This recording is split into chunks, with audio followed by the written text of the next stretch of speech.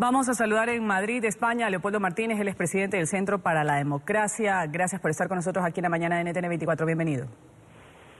Gracias, Ruth. Un placer estar con ustedes. En un día duro y muy sombrío para toda América Latina y particularmente para los venezolanos, no solo por el pesar de los acontecimientos que cegaron la vida de más de una decena de venezolanos, sino esta situación tan dramática en donde los venezolanos pues han visto. Señor Martínez, a más de como usted lo ha calificado bien este día, el día de ayer, un día sangriento, es lo que en realidad se relata como tal. El chavismo ha impuesto ya esta polémica constituyente, una votación sin controles, a la que la oposición ha calificado de fraudulenta. El gobierno podría suprimir las instituciones en cualquier momento y esta represión, como bien lo citamos, pues ha dejado un saldo de 16 personas, según lo registra la oposición, 16 personas muertas. ¿Cómo califica lo vivido el día de ayer? Mira, ayer se perpetró no solamente el asesinato de 15, 16 venezolanos, como algunas estimaciones ya lo indican, y muchos otros casos de violencia y de represión que no se documentarán, no se conocerán posiblemente, pero también, bueno, se confiscó la democracia venezolana. El gobierno tiene balas, pero no tiene votos. Eso quedó muy claramente evidenciado ayer.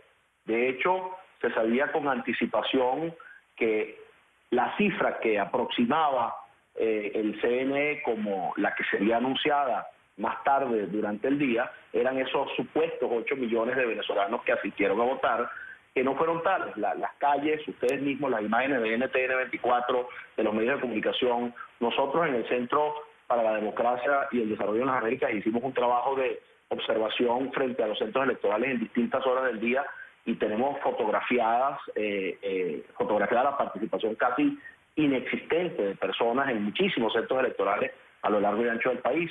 Sin embargo, el gobierno, y eso se anticipaba, dijo que participaron 8 millones de personas. Claro, el referente son los 7 millones y medio que sí participaron una semana antes en el proceso que convocó la Asamblea Nacional de participación en rechazo a la Asamblea Nacional Constituyente que se pretende establecer ahora en el país y que lamentablemente se establecerá.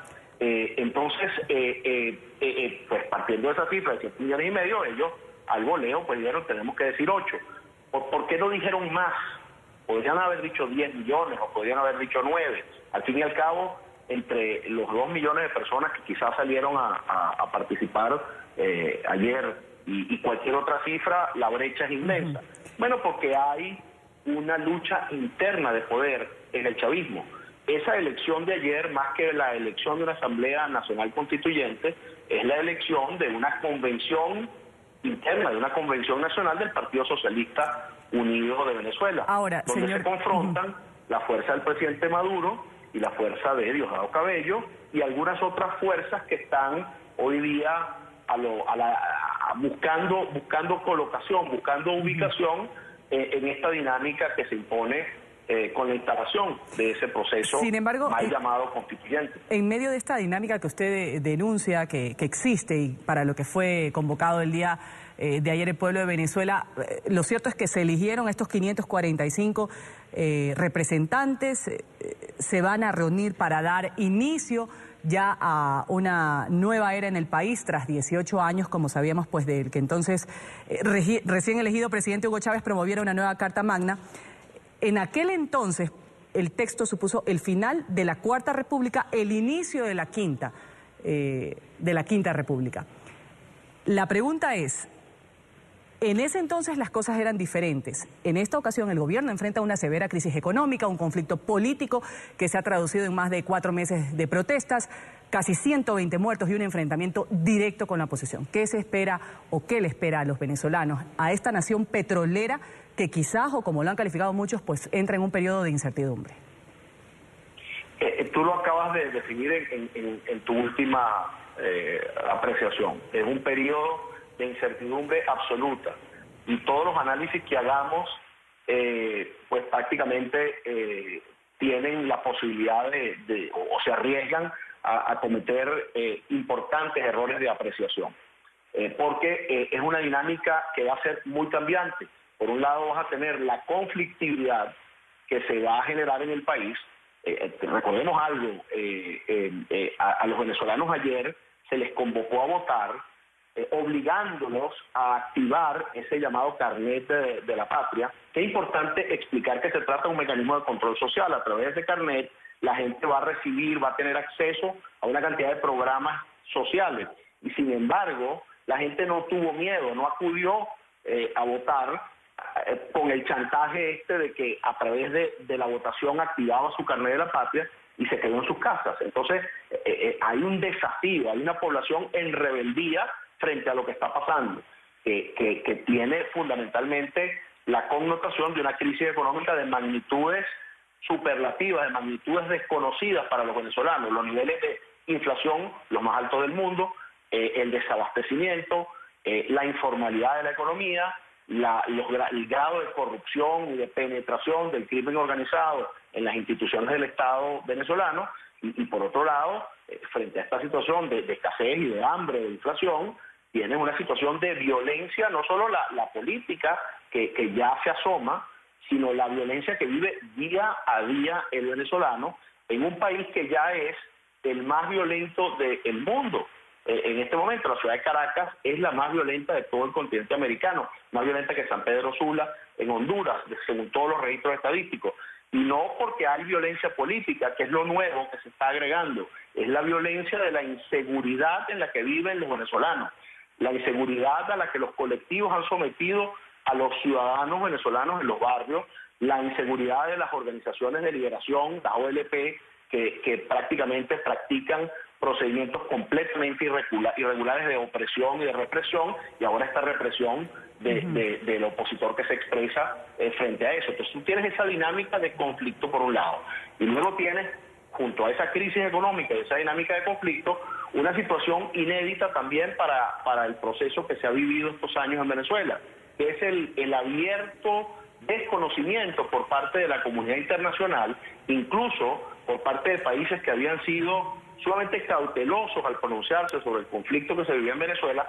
Por ejemplo, el caso de Colombia es uno de ellos, que había mantenido una prudencia calculada frente al conflicto. Pues todos estos países, Colombia, Panamá, México, que es un país que difícilmente toma parte en los conflictos de esta forma, porque es una regla de su diplomacia, esa neutralidad, esa búsqueda de estar siempre dispuesto a ser el árbitro de cualquier. Sin embargo, ahora sí se han sumado, son 12 países en total que han dicho, se sumó Suiza, que han dicho no vamos a reconocer esto, y por eso el repudio es desde América hasta Europa, como lo decíamos al inicio de este programa. Señor Martínez, dentro de estas funciones, las ya declaradas de la Constituyente, está la reforma a la justicia, de la justicia para combatir con mayor dureza, han dicho, el terrorismo, un término con el que el gobierno califica estas acciones de parte de la oposición, y también un sistema económico completamente dependiente del petróleo, una fuente de ingreso que sabemos todos internacionalmente no genera las divisas de antaño. La pregunta aquí, con todo lo que le toca hacer a esta constituyente de Nicolás Maduro, ¿qué va a hacer la oposición? Ya se los ha visto en la calle durante algún tiempo resistiendo ahí. ¿Cuál va a ser el papel ante esta incertidumbre de la que estamos hablando, pues entra Venezuela? Bueno, la oposición tiene frente a sí un enorme desafío, porque esa constituyente, con todas estas características de ilegitimidad, inconstitucionalidad y rechazo internacional, que incluso se pueden traducir en sanciones a no solamente a los funcionarios del gobierno, sino a los propios miembros de la Asamblea Constituyente, esta constituyente es una realidad que se instala y que te va a comenzar a despachar y va a tomar medidas políticas muy gruesas, y luego intentará también abordar algunas medidas de carácter económico, y entonces hay que ver cómo va a ser esa dinámica con la cual va a funcionar esa Asamblea Nacional Constituyente, y la oposición tiene que administrar la conflictividad también, porque tiene que traducir esa conflictividad en un mecanismo eficiente que se canalice en cauces que permitan producir un escenario en donde la negociación política, y me refiero a la negociación de alto calibre, con apoyo internacional, con garantías internacionales, pueda tomar espacio también en Venezuela. Porque si no vamos a estar en un choque de trenes donde al final del día, hasta esta fecha, lo que hemos visto, Ruth, es que las Fuerzas Armadas están acompañando este monumental fraude con el cual se le pretende imponer a los venezolanos esta Asamblea Nacional Constituyente. Y la magnitud de la crisis económica escapa también de lo que puede hacer la Constituyente, porque la realidad de Venezuela es la de un país petrolero que no solamente enfrenta los bajos precios del petróleo que tenemos hoy día en los mercados internacionales, sino enfrenta también, Venezuela como país, la caída de su producción petrolera. Venezuela tiene un solo cliente en este momento en el mundo del cual depende su flujo de caja en divisas, que es los Estados Unidos, 750.000 barriles que son colocados en el mercado.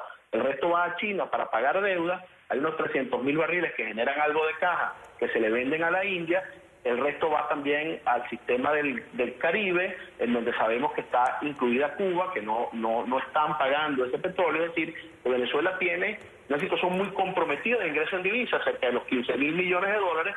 Recuerda que Venezuela es también un país con una economía privada colapsada, es una economía de puertos, todo se importa. Y hemos pasado de una situación en la cual veíamos a Venezuela importar cerca de 65.000 millones de dólares al año hasta el año 2012, 2013, y hoy día escasamente está importando 15 o 20.000 millones de dólares. O sea que en Venezuela hay una restricción impresionante del consumo, y esa restricción del consumo ha afectado la dieta, la alimentación del venezolano, hasta el punto que los estudios internacionales ya indican que hay pérdida de peso importante en la población venezolana. Hay problemas de nutrición importantes en la población venezolana. Entonces, la Constituyente no puede hacer nada para resolver estos problemas, salvo que desde la Constituyente se articule una rectificación económica profunda como la que ha estado esperando el país desde que Maduro llegó a la presidencia en el 2013, después del fallecimiento del presidente. Pero aún declarando eso, pues no hay un proceso largo y se ve difícil esa rectificación que deberá seguir para esa rectificación que usted plantea. Vamos a agradecerle. Leopoldo Martínez ha estado con nosotros, presidente del Centro para la Democracia, ha estado aquí en la mañana de NTN 24 hablando de esta Asamblea Constituyente, esta elección que se realizó el día de ayer. Gracias, un buen día para usted. Un buen día para ustedes y muchas gracias.